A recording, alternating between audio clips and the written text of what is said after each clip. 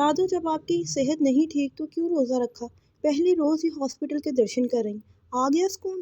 نیلم نے ابرار صاحب سے دوائیوں کا شاپر تھامتے ہوئے کہا، جبکہ سائیکہ دادو کو تخت پر لٹا رہی تھی۔ ان کے سر کے نیچے تکیہ رکھنے لگی۔ میں روزہ کیوں نہ رکھوں بھائی؟ کون سا پورا سال روزے رہتے ہیں؟ ایک یہی تو بابرکت مہینہ ہوتا ہے گناہ بخشوانے کا، توبہ کرنے کا۔ دادو آوازارگی سے بولی۔ کم گناہ کرنے تھے نا دادو، وہ مسکراہٹ دباتے بولی۔ ابرار صاحب اور سائیکہ نے بھی بمشکل ہنسی ضبط کی۔ تیرا کیا مطلب ہے؟ دیکھ ابرار، سمجھا دے اسے، اس وقت میرے منہ نہ لگے۔ دادو بھڑک اٹھی تھی۔ اماں تنگ کر رہی ہے آپ کو بس، ابرار صاحب ہنستے ہوئے بولے۔ دادو نے اسے گھڑی سے نوازتے بازو چہرے پر رکھ لیا۔ میں آج دادو کے پاس ہی سو جاتی ہوں، سائیکہ تکیہ اٹھا کر قالین پر رکھتے ہوئے بولی۔ ہمیں نہیں آتی نیچے نیند، ہم اپنے کمرے میں ہی سوئیں گے۔ نیلم منہ بسارتے ڈرائنگ روم سے نکل گئی۔ ابرار صاحب بھی جا چکے تھے۔ رات دھیرے دھیرے سرک رہی تھی، کمان کی سی ساخت لیے چاند پورے آسمان پر تنہا تھا۔ کھڑکی پر پردے سرسرا رہے تھے، ہواؤں کے دوش پر اڑتے رات کے سناٹے میں ہلکی سی آواز پیدا کرتے۔ دنیا جہاں سے بے خبر وہ وجود میٹھی نیند کی آغوش میں کھچکولے لے رہا تھا۔ بغیر کوئی آواز پیدا کیے وہ مضبوط قدم اٹھاتا آگے بڑھ رہا تھا، ایک ہاتھ میں FN-57 پسٹل تھامے، دوسرے سے گپ اندھیرے سے چیزیں ٹٹولتے بیڈ کی جانب بڑھ رہا تھا۔ کھڑکی کا پردہ سرکا اور بیڈ پر موجود وجود کے چہرے پر چاندنی سی بکھر گئی۔ قیامت خیز حسن تھا۔ کئی بار اسے دھوکہ لگنے لگتا، کوئی کسی سے اتنی مماثلت بھی رکھ سکتا ہے؟ دنیا سے بیگانے اس وجود میں ہلکی سی جنبش ہوئی تھی۔ پورے بیڈ پر پھیلی شہد رنگ زلفوں نے کچھ اور جگہ گھیر لی تھی۔ وہ مبہوت سا آگے بڑھنے لگا۔ چند پل کے لیے وہ فراموش کر چکا تھا اپنے آنے کا مقصد۔ یہ چہرہ اگر چاہے تو ساحل کی ساکت لہروں میں تباہی لے آئے۔ ابھی اس نے ایک قدم مزید اٹھایا تھا کہ بیڈ کے ساتھ پڑی سائیڈ ٹیبل پر موجود الارم کلاک زمین بوس ہو گیا۔ وہ وجود ہڑبڑا کر اٹھ بیٹھا۔ اس سے پہلے کہ اس کی فلک شگاف چیخ کوئی نئی مصیبت کھڑی کرتی، وہ اس کا منہ بند کر چکا تھا۔ نیلم کے ہونٹوں پر اس کا زور اتنا تھا کہ اسے لگا اس کا سر تکیے کے اندر گھس جائے گا۔ وہ بیڈ کے کنارے سیدھا کھڑا تھا اور ہاتھ اس کے منہ پر دھرا تھا، جبکہ دوسرے ہاتھ میں موجود پسٹل اپنے لبوں پر رکھ کر خاموش رہنے کا اشارہ کیا۔ شش! آواز نہیں، اگر ذرا سا بھی منہ کھولا تو تمہارے گھر والوں کو صبح تمہاری لاش ملے گی، انڈرسٹینڈ؟ نیلم کو لگا وہ سور پھونک رہا ہے۔ وہ زور زور سے نفی میں سر ہلانے لگا۔ ہاتھ ہٹا رہا ہوں میں، مگر آواز نہیں۔ ایک بار پھر وہ وارن کرنے کے بعد وہ ہاتھ ہٹا چکا تھا، پسٹل سے نیچے اترنے کا اشارہ کیا۔ نیچے اترو۔ مدھم آواز میں بھی گھراہٹ نمایاں تھی۔ وہ کپکپاتی ہوئی نیچے اتر گئی۔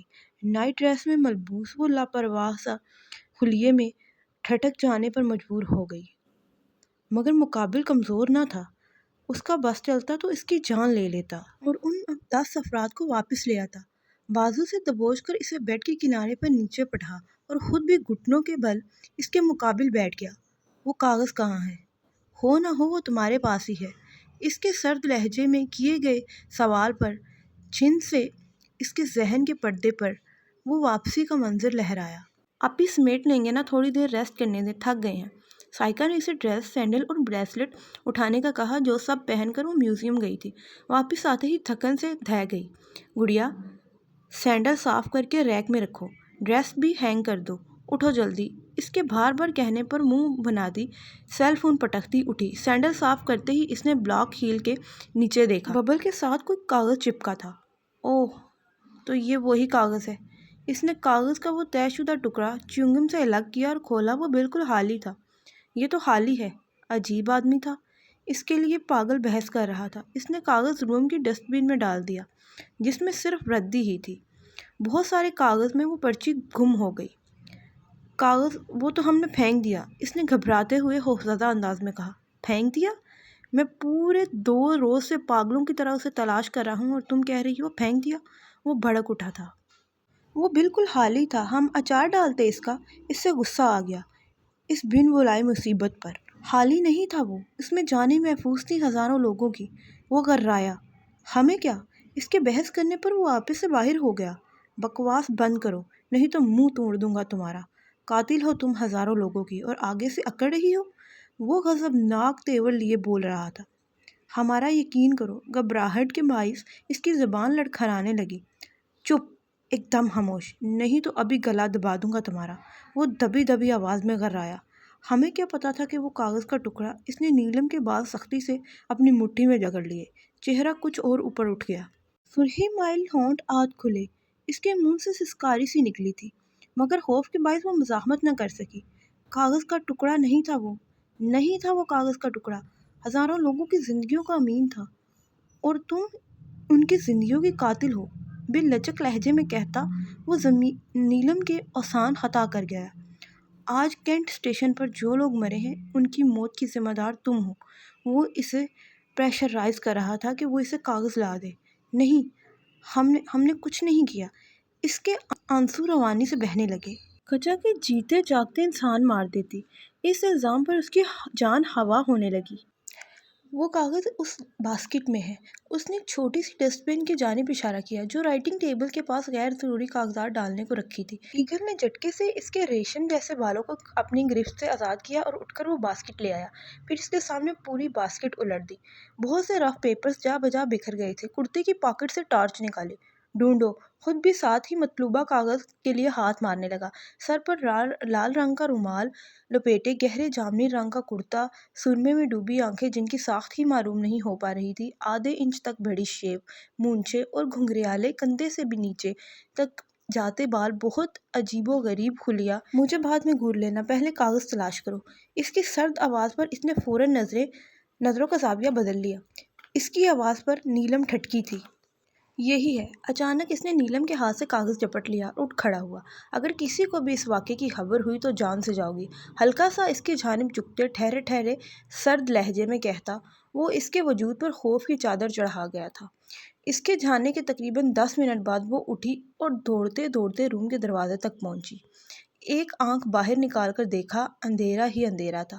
رات کے 2 بج رہے تھے۔ 3 بجے سائیکا سحری کے لیے اٹھتی تھی۔ وہ اس قدر خوفزدہ ہوئی کہ آہستہ آہستہ سیڑھیاں اترتی ڈرائنگ روم میں آ گئی، جہاں دادو اور سائیکا سو رہی تھیں۔ بڑے صوفے پر لیٹ کر اس نے کشن زور سے بازوؤں میں دبا کر آنکھیں مینچ لیں۔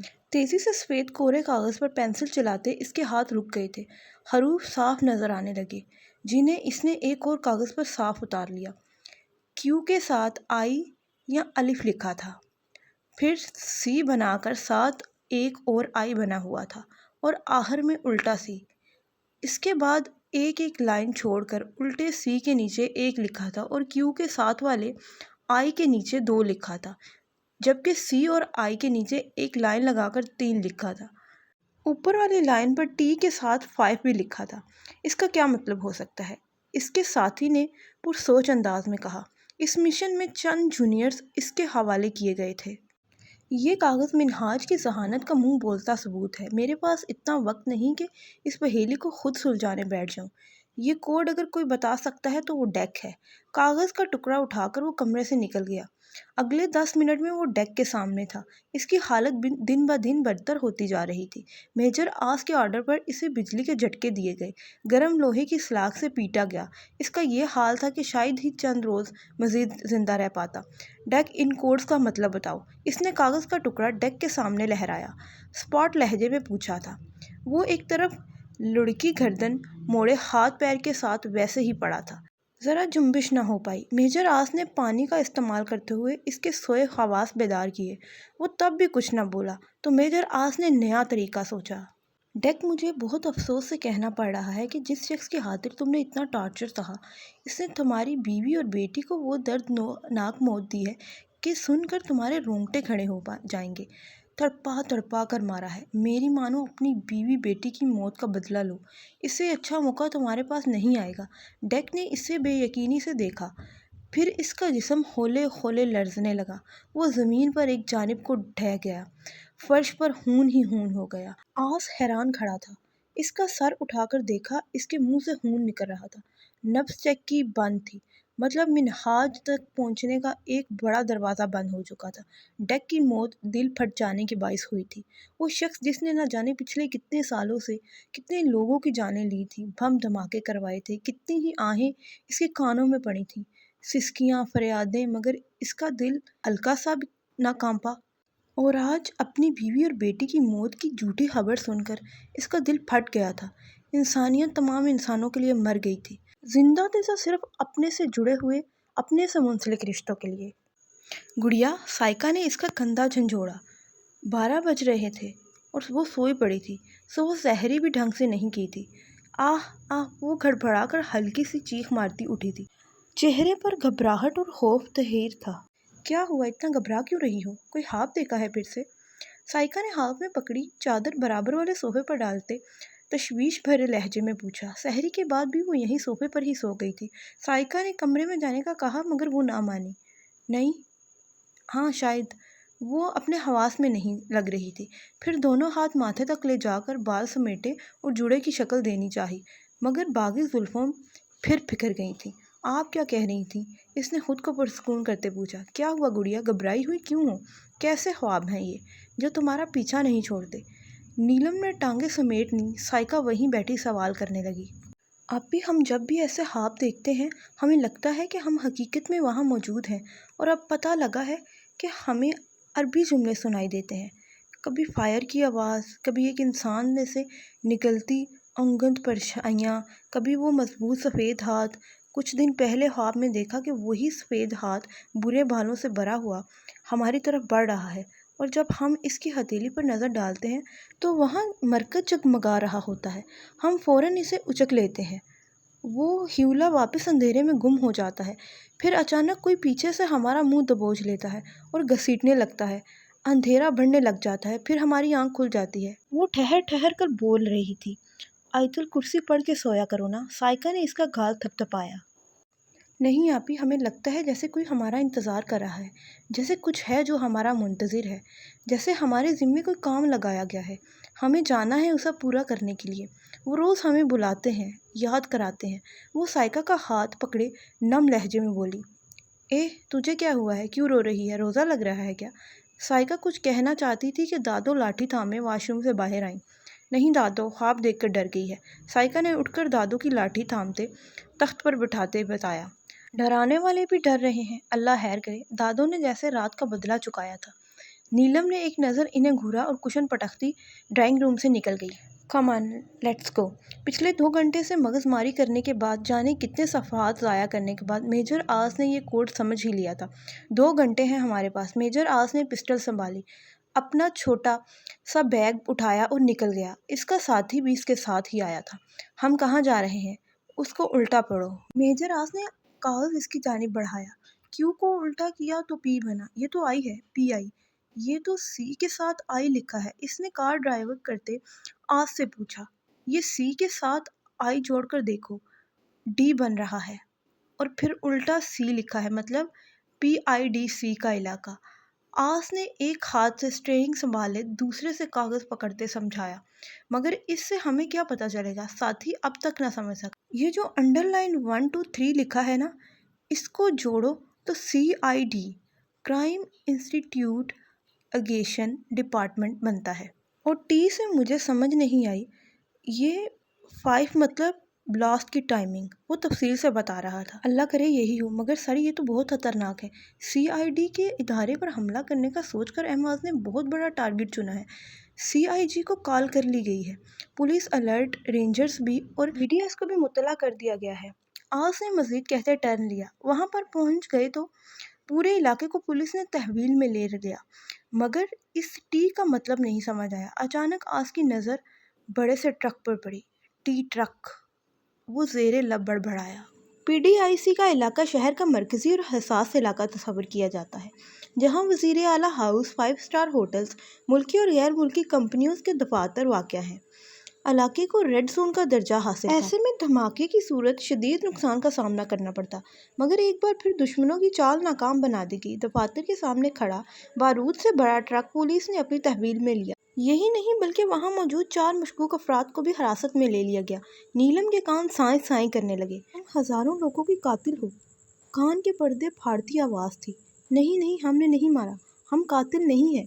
وہ دونوں کانوں پر ہاتھ رکھ کر چیخ کر بولی۔ نہیں، ہم نے نہیں کیا۔ اس کے آنسو گویا سیلاب کی صورت اختیار کر چکے تھے۔ وہ صوفے کے پاس ہی نیچے بیٹھتی چلی گئی۔ کیا ہوا گڑیا؟ گڑیا، سائیکا افطاری کی تیاری کر رہی تھی، کچن سے بھاگتی ہوئی آئی۔ آپی، ہم نے کچھ نہیں کیا۔ وہ اس کی جانب دیکھتی سسک سسک کر روتی بولی تھی۔ ہوا کیا ہے؟ سائیکا نے اس کا آنسوؤں سے تر چہرہ اپنے ہاتھوں کے پیالوں میں تھام لیا۔ کچھ نہیں، وہ روتی ہوئی اس کی آغوش میں چہرہ چھپانے لگی۔ کسی حادثے کو بہت سوار کر لیا ہے انہوں نے اپنے اوپر۔ کوشش کریں انہیں کوئی پریشانی والی بات نہ بتائیں۔ شکریہ ظفر صاحب، افطاری کے وقت میں اسے کہاں ڈاکٹر کے لے جاتا؟ تبھی آپ کو زحمت دی، ابرار صاحب نے اپنے ہمسائے دوست کا شکریہ ادا کرتے کہا۔ شکریہ کیسا، نیلم میری بھی بیٹی ہے، وہ پیار بڑی مسکراہٹ سے بولتے ان کے ساتھ نیچے چلتی ہے۔ سائیکا اس پر چادر درست کرتی بال سہلانے لگی۔ 29 روزے ہی ہوتے ہیں میاں ہر سال، اس بار بھی اتنے ہی ہوں گے۔ دادو نے چائے کا کپ ٹرے سے اٹھایا جو نیلم سب کو دے رہی تھی۔ ہاں نیلم، کیونکہ آج بہت مہینوں بعد اے ایس پی آہل ان کے گھر آیا تھا۔ صرف وہی نہیں بلکہ پوری فیملی آئی تھی۔ خوشی سے سب کے چہرے چہک رہے تھے۔ اے ایس پی آہل پھر سے اپنے قدموں پر چلنے لگا، ایسے جیسے کبھی کوئی زخم آیا ہی نہ ہو۔ حشاش پشاش چہرہ، مسکراتے ہونٹ، ہلکے گرے رنگ کے کرتا شلوار اور کلین شیو میں اس کی سچ دیکھنے سے تعلق رکھتی تھی۔ یہ نیلم کیوں کمزور ہو گئی ہے اتنی؟ تائی امی کو اس کی مرجھائی صورت نظر آئی۔ رمضان کا پورا مہینہ بیمار رہی ہے، بس اب نکاح ہو جائے گا تو چہرہ بھی گلابی ہو جانا ہے، دادو ہلکے پھلکے لہجے میں بولی۔ آہل کو چائے پیش کرتی نیلم کے ہاتھ کپ کپائے تھے۔ مقابل نے اس کی حالت کا بھرپور جائزہ لیا تھا۔ کچھ دیر پہلے ہی عید کا 5واں دن ان کے نکاح کے لیے مقرر کیا گیا تھا۔ لگتا ہے چاند نظر آ گیا۔ پٹاخوں کی اور فائرنگ کی آواز پر سائیکا نے خوش ہوتے ہوئے کہا، گڑیا آپ کی کوئی سہیلی آئی ہے؟ ابرار صاحب ڈرائنگ روم میں داخل ہوتے ہوئے بولے۔ کون ہو سکتی ہے؟ وہ سوچتی ہوئی باہر آئی جہاں راہداری میں ہی مہک کھڑی ہوئی تھی۔ تم؟ نیلم چیخی۔ ہاں میں۔ مہک لپک کر اس کے گلے لگی۔ اور کیوں اور کوئی نہیں آیا؟ نیلم نے اداسی سے پوچھا۔ سب ہمارا ویٹ کر رہے ہیں اسٹاپ پر، چلو۔ مہک اس کا ہاتھ پکڑتے باہر کی جانب بڑھنے لگی۔ کہاں؟ نیلم نے اسے روکا۔ یار چاند رات ہے، بازار گھومیں گے، ہلا گلا کریں گے، وہ چہک کر بولی۔ مگر جائیں گے کیسے؟ نیلم نے اعتراض اٹھایا۔ باہر کار کھڑی ہے نا، اور تمہیں آتی ہے ڈرائیونگ، پھر مسئلہ کیا ہے؟ یار صحیح سے نہیں آتی، بابا نہیں مانیں گے۔ کہاں؟ نیلم نے اسے روکا۔ یار چاند رات ہے، بازار گھومیں گے، ہلا گلا کریں گے، وہ چہک کر بولی۔ مگر جائیں گے کیسے؟ نیلم نے اعتراض اٹھایا۔ باہر کار کھڑی ہے نا، اور تمہیں آتی ہے نا ڈرائیونگ، پھر کیا مسئلہ ہے؟ یار صحیح سے نہیں آتی، بابا نہیں مانیں گے۔ اچھا رکو، مایوسی سے کہتے پھر فوراً چٹکی بجائی۔ ہمیں آپ کی کار چاہیے، صرف 1 گھنٹے کے لیے۔ 2 منٹ بعد آہل کچن میں تھا اور نیلم اس کے سامنے کھڑی بتا رہی تھی۔ وہ پوچھ نہیں رہی تھی، پوری زندگی کے لیے لے لیں؟ آہل نے مسکرا کر کہتے کرتے کی پاکٹ سے چابیاں نکال کر اس کے حوالے کی۔ تھینکس۔ وہ چابیاں تھامتے ہی جانے لگی۔ جب وہ بولا، گڑیا آ کر بات کریں گے، وہ پلٹے بغیر بول کر بھاگ گئی۔